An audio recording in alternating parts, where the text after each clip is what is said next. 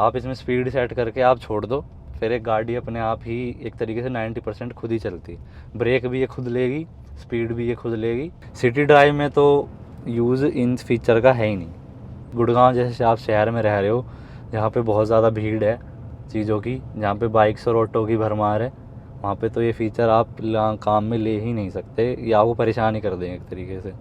Suddenly लेन बदलनी पड़ेगी, break जल्दी मारने पड़ेंगे, तो मैं तो ये काम में फ़ीचर लेता नहीं हूँ। My name is Abhishek Yadav and I am driving this Mahindra XUV 700 luxury variant 7 seater diesel. और मैं इसे कम से कम अभी मेरे को 2.5 महीने हुए हैं इसे लिए हुए, और मैं इसे 1800 किलोमीटर चला चुका हूँ। ये एडास फंक्शन क्या है प्लीज? एडास फंक्शन बेसिकली ये है, इसमें है adaptive cruise control. Normal cruise से ये थोड़ा अलग है। आप इसमें स्पीड सेट करके आप छोड़ दो, फिर एक गाड़ी अपने आप ही एक तरीके से 90% खुद ही चलती। ब्रेक भी ये खुद लेगी, स्पीड भी ये खुद लेगी। तो बस इसका स्टीयरिंग एडजस्ट करना है। स्टीयरिंग भी आपको ये लेन में रखेगी, आपको बस स्टीयरिंग को ऐसे ऐसे थोड़ा करते रहना ताकि गाड़ी लेन में रहे। पर आप स्टीयरिंग छोड़ नहीं सकते, वो तो डेंजरस है। वरना 90% गाड़ी खुद चलती है ये। तो एक तो हो गया एडेप्टिव क्रूज कंट्रोल, उसके अलावा एडास में क्या फंक्शन है? उसके अलावा एडास में है फंक्शन है जैसे लेन असिस्ट का। अगर आप रोड पे आपकी लेन्स प्रॉपर बनी हुई हैं तो आप स्टीयरिंग बेसिकली आप छोड़ सकते। ये गाड़ी आपको लेन में रखेगी, थोड़ा थोड़ा स्टीयरिंग एडजस्ट करके अपने आप करती रहेगी। ये फीचर आपको थोड़ा सा परेशान कर सकता है क्योंकि आपको लेन चेंज नहीं करने देगी। आपको थोड़ा सा ज़्यादा फोर्स लगाना पड़ेगा स्टीयरिंग में जब आपकी लेन चेंज होगी। आप जैसे स्टीयरिंग को थोड़ा मूव करोगे, ऐसे मूव करोगे, तो ये आपको कहेगी कि नहीं लेन में रखो। आपको वार्निंग आएगी वहाँ पे कि लेन चेंज होगी यहाँ पे, तो वहाँ पे वार्निंग आएगी। अगर आप इंडिकेटर दोगे तो कोई वो इशू नहीं है, ना कोई वार्निंग आएगी और ना कोई वो आएगी। ये आप आगे सेटिंग्स में जाने के बाद आप जाओगे ड्राइवर असिस्टेंस में। ड्राइवर असिस्टेंस में आप आ गए तो यहाँ पे आपको मिलेंगे ऑटो इमरजेंसी ब्रेकिंग और lane keep assist. Auto emergency breaking में आप जाओगे तो आपको मिलेगी यहाँ पे 4 ऑप्शंस। ऑफ, बेसिक बिल्कुल ऑफ। फॉरवर्ड कोलिजन वार्निंग, उसमें आपको सिर्फ वार्निंग मिलेगी। आपका हैंडल वाइब्रेट होगा और आपको साउंड आएगी गाड़ी में, वो जो आती है बीप बीप बीप की। फिर है यहाँ से आपका ये ऑन हो जाता है, आपका ऑटो इमरजेंसी ब्रेकिंग ऑन हो गया। फिर आप जाते हो इसमें कि लेन कीप असिस्ट में। यहाँ पे भी आपको बेसिकली 3 चीज़ें मिलती हैं, ऑफ, वार्निंग ओनली और वार्निंग एंड प्लस असिस्ट। तो ये यहाँ पे आपने इसे ऑन कर दिया। फिर आपको चलानी गाड़ी, जाओगे क्रूज़ पे, आपने क्रूज़ बटन दबाया, क्रूज़ दबाओगे, क्रूज़ आपने दबा दिया तो यहाँ पे ये आ जाएगा अडेप्टिव क्रूज़ कंट्रोल लिखा आ जाएगा stand by. Adaptive cruise control stand by वहाँ पे आ गया। फिर आपके पास यहाँ पे ऑप्शन है सेट का, आप सेट दबा दोगे, ये स्पीड सेट होगी। तो आप कितनी स्पीड से सेट कर आप सकते हैं? 30 की स्पीड से सेट कर सकते हो इसे। अब ये 30 पे होगी, सेट हो जाएगी। अभी 30 के ऊपर चल रही है, अब आप इसे छोड़ दो। अब ये गाड़ी अपने आप चलेगी। स्टीयरिंग इसका अपने आप टिल्ट होगा। मैंने पैर अपने पीछे ले लिए, अब ये गाड़ी खुद चलेगी। अब आपने इसकी 30 की स्पीड आपने इस पर सेट कर रखी है तो ये 30 की स्पीड पर रहेगी। सामने कोई व्हीकल आ गया तो ये उसकी स्पीड के हिसाब से अपनी स्पीड कम कर लेगी। हाँ देखो, ये बताइए, ये आया है कीप्स हैंड ऑन व्हील। अगर आप ज़्यादा देर तक आप हाथ छोड़ दोगे तो ये आपको वार्निंग देगी, और आपने फिर भी हाथ नहीं पकड़े तो अपने आप इसकी स्पीड कम होती चली जाएगी। तो ये आप कैसे बार बार बता दे रहे keep hands on steering wheel. अब ये हम पूरा हैंड्स फ्री चल रहे हैं? हाँ जी। ओके, ये किसी भी स्पीड पे सेट करके चला सकते हैं हम? हाँ जी, ये आपकी 30 से ऊपर आप जा सकते हैं, 120 130 पे शायद। ब्रेक असिस्ट है जो, हाँ जी, ऑटोमेटिक ब्रेक असिस्ट है, उसमें क्या होता है? इसमें आपको भी दिखा देता हूँ। जैसे ये आ रहे हैं सामने, जैसे ये देखो, ये अपने आप गाड़ी अपने आप ब्रेक ले रही है, या गाड़ी अपने आप रुक गई। उसमें साइड में ऑब्जेक्ट देखा और गाड़ी अपने आप रुक गई। ये अपने आप फिर इसने स्पीड पिक कर ली। पर आपको स्टीयरिंग इनपुट देना पड़ा? हाँ, स्टीयरिंग इनपुट आपको देना पड़ेगा, टेस्ला नहीं है। बेसिकली ये जो लेन असिस्ट और इमरजेंसी ब्रेकिंग है, ये बिना क्रूज़ कंट्रोल के भी आप यूज़ कर सकते। ये ज़रूरी नहीं है आपको क्रूज़ कंट्रोल ही चलाना पड़े इसके लिए। अगर आपको ऑन रखने हैं तो आप इन्हें ऑन रख सकते हो। ये इंडिविजुअली भी यूज़ हो जाती है दोनों चीज़ें, पर मैं बेसिकली यूज़ नहीं करता क्योंकि सिटी ड्राइव में बाइक्स होंगी, ऑटो हो गए, ये एकदम से टेक ओवर करके गाड़ी के सामने आ जाते हैं और गाड़ी हार्ड ब्रेक मारती है, तो वो मेरे को पसंद आता नहीं। तो मैं ये दोनों चीज़ें ऑफ ही रखता हूँ। तो फिर फंक्शन का फ़ायदा ही क्या हुआ अगर आप? फंक्शन का फ़ायदा आपको हाईवे पे पूरा है। बेसिकली आपको हाईवे पे एक तो नॉर्मल क्रूज़ आता है, उसमें तो आपको ब्रेक भी मार, स्टीयरिंग भी खुद एडजस्ट करते रहना है। इसमें बेसिकली आपको कुछ नहीं करना, गाड़ी हाईवे पे अपने आप ही चलेगी, 90% खुद चलेगी। सिटी ड्राइव में तो यूज़ इन फीचर का है ही नहीं। गुड़गांव जैसे आप शहर में रह रहे हो, जहाँ पे बहुत ज़्यादा भीड़ है चीज़ों की, जहाँ पे बाइक्स और ऑटो की भरमार है, वहाँ पे तो ये फ़ीचर आप काम में ले ही नहीं सकते, या वो परेशान ही कर देंगे एक तरीके से। सडनली लेन बदलनी पड़ेगी, ब्रेक जल्दी मारने पड़ेंगे, तो मैं तो ये काम में फ़ीचर लेता नहीं हूँ। ये ड्राइव मोड का बटन है आपके पास यहाँ पे, यहाँ से आप गाड़ी के मोड चेंज कर सकते हैं। जैसे आपने ड्राइव इस बटन प्रेस करा, आपके पास यहाँ पे आ जाते हैं जिप, जैप, जूम और कस्टम। ये गाड़ी बाय डिफ़ॉल्ट ही जैप में शुरू होती है। आप गाड़ी को स्टार्ट करोगे हमेशा जैप मोड में ही शुरू होगी, उसके बाद आपको चेंज करने पड़ेंगे। जैप इसका नॉर्मल मोड है एकदम, जिप है इसका सिटी ड्राइविंग के लिए, और जूम है इसका स्पोर्ट्स मोड, जैसे गाड़ी का पिकअप और पावर बढ़ जाती है। और कस्टम में अगर आप जाएंगे तो इसका कस्टम मोड मेरे को सबसे अच्छा लगा। कस्टम में आप जाएंगे तो आपको ऑप्शन मिलता है कॉन्फ़िगर का।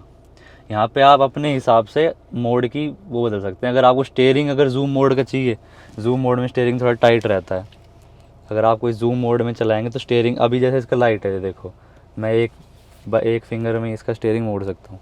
जूम मोड में अगर चलाएंगे इसे तो स्टीयरिंग थोड़ा टाइट हो रहेगा।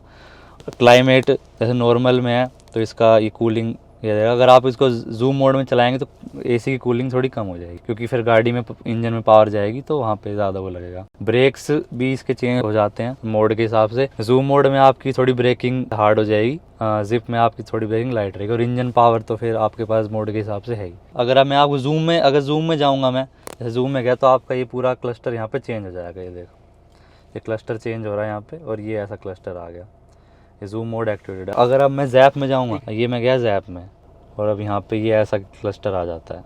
और फिर अगर आप मैं यहाँ पे जिप पे, तो फिर यहाँ पे इंस्ट्रूमेंट क्लस्टर चेंज हो जाएगा।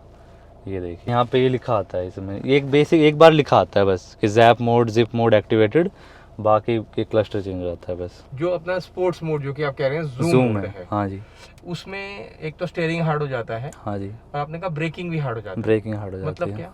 स्पोर्ट्स मोड बेसिकली ये है कि आप गाड़ी को पुश करोगे, हाईवे पे ही होता है ज़्यादातर वो, तो हाईवे पे वो आप ज़्यादा एकदम से स्टीयरिंग मोड और गाड़ी ज़्यादा इम्बेलेंस ना हो जाए, ब्रेक थोड़े आपको स्ट्रॉन्ग चाहिए, तो उसके लिए उसमें वो ब्रेक हो जाता है। जूम में और क्या चेंजेस होता है? जैसे कि स्पोर्ट्स मोड में इंजन की आवाज़ चेंज हो जाती है, वो सब, और क्या क्या चेंज होता है? इंजन की आवाज़ इसमें बेसिकली इतना आपको सुनेगी नहीं, क्योंकि गाड़ी की इंसुलेशन काफ़ी अच्छी है, पर हाँ आपको गाड़ी में एक पुश ज़रूर मिलेगा, अलग से ही आपको फील हो जाएगा कि गाड़ी में पावर बढ़ गई है, पिकअप बहुत ज़्यादा बढ़ जाता है। आपने कभी चलाई है जूम मोड पे? हाँ जी, मैंने चलाई जूम मोड पे, और काफ़ी अच्छा एक्सपीरियंस है जूम मोड का भी।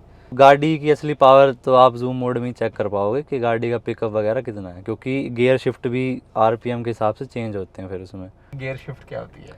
गियर शिफ्ट जैसे अब आप जो है जैप मोड में चल रहे हो, थोड़ा धीरे गियर शिफ्ट होगा जैप मोड में, और जिप मोड में तो बिल्कुल ही स्लो हो जाएगा, क्योंकि सिटी ड्राइविंग है, जल्दी गियर चेंज करने की ज़रूरत है नहीं उसमें, तो फिर गाड़ी लेट गियर चेंज करेगी। जूम मोड में आपके इंस्टेंट आरपीएम खींचेगा और इंस्टेंट गियर चेंज होंगे, रैपिड आरपीएम लेगी गाड़ी, खींचेगी और फिर इंस्टेंट गियर चेंज कर देगी, ताकि पिकअप जल्दी हो गाड़ी का। अगर आप जिप मोड में हो अराउंड 25-30 पे, तीसरा गियर ही आपको 50 पे ही मांग लेगी। महिंद्रा की गाड़ियाँ बहुत जल्दी गियर चाहिए होता है इन्हें। आप अगर टोयोटा से कंपेयर करोगे, टोयोटा की गाड़ी 50 पे भी खिंच जाएगी सेकंड गियर पे, पर महिंद्रा की गाड़ियों को इंस्टेंट गियर चाहिए ही चाहिए। आप मैनुअल चला रहे हो या आप ऑटोमेटिक चला रहे हो, ये बहुत जल्दी गियर शिफ्ट करती हैं अपना।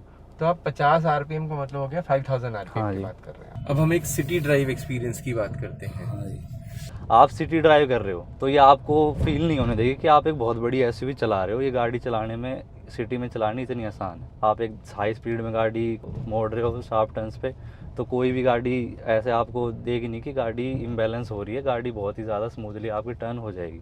बात करते हैं सिटी ड्राइव में इन पार्किंग की बात होती है, टाइट पार्किंग होती हाँ है। जी, गाड़ी में 3D कैमरा है, मतलब 3D सराउंड कैमरा है। वो आप रिवर्स में जैसे ही डालते हो गाड़ी को, वो अपने आप ही शुरू हो जाता है। और पीछे का तो आपको दिखाता है, आपको साइड में भी आपको पूरी में जाती है कि साइड में कितना गैप है गाड़ी में। तो वो पार्किंग का कोई इशू नहीं है इस गाड़ी में। आप कहीं भी, अब नए ड्राइवर हो पुराने ड्राइवर हो, आप आसानी से गाड़ी को खड़ा कर सकते हो टाइट पार्किंग में भी। मैं बात कर रहा हूँ अपनी रोड विजिबिलिटी की, वो ए पिलर की, वहाँ पे कैसे विजिबिलिटी है? इलेक्ट्रॉनिकली एडजस्टेड है मेरी सीट, उसके हिसाब से आपकी कोई भी हाइट है, आपकी हाइट कितनी भी है, आपको इस गाड़ी में विजिबिलिटी की दिक्कत कोई नहीं आएगी।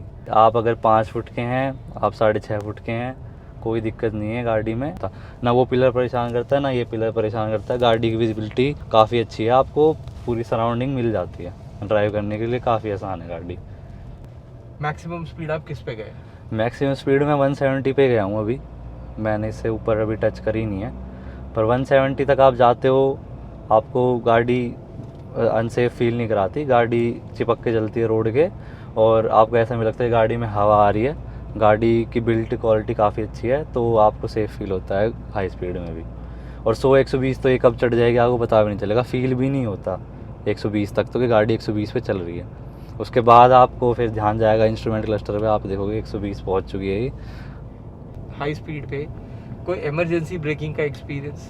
हाई स्पीड में इमरजेंसी ब्रेकिंग का एक्सपीरियंस तो फ़िलहाल नहीं हुआ है, पर सिटी ड्राइव में हो चुका है। गाड़ी नई नई ली थी तो फीचर्स का ज़्यादा पता था नहीं, मैं सीख ही रहा था।